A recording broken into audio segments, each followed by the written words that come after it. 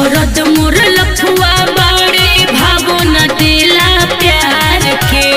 ऐसा बात बा लभर बना ले चमार के भूला जइबे अपन भतार के। लभर बना ले चमार के भूला जइबे अपन भतार के। से न गलिया चूसे न ललिया बीच रहे तवार के। अरे सुनना लभर बना ले चमार के भूला जइबे अपन भतार के। लभर बना ले चमार के भूला जइबे अपन भतार के।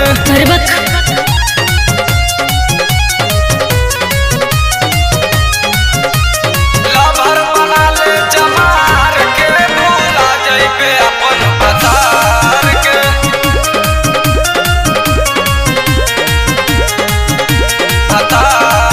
हम चढ़ल जवानी बेकार होखता।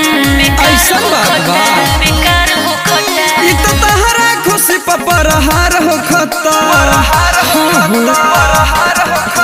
हम चढ़ल जवानी बेकार होखता। ई तो तहरा खुशी परहार होखता।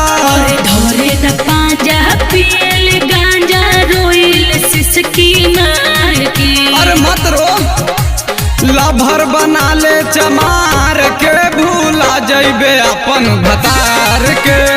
लभर बना ले चमार के भूला जइबे अपन भतार के।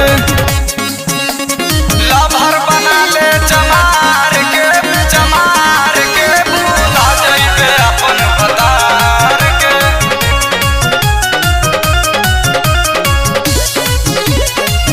भूला जइबे अपन भतार के। हमर भइल बियाह अपराधे नुबा। हमर तो कर्मी फुट गइल। तोहर मरद करत जवन घाते नुबा। अरे छोड़ सुनो न रंजन भइल बियाह अपराधे नुबा। तोहर मरद करत जवन घाते नुबा।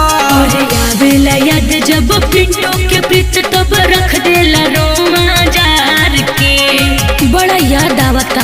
लभर बना ले चमार के भूला जइबे अपन भतार के।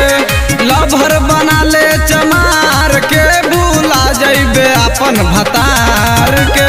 ठीक है बा सोच के बता दे।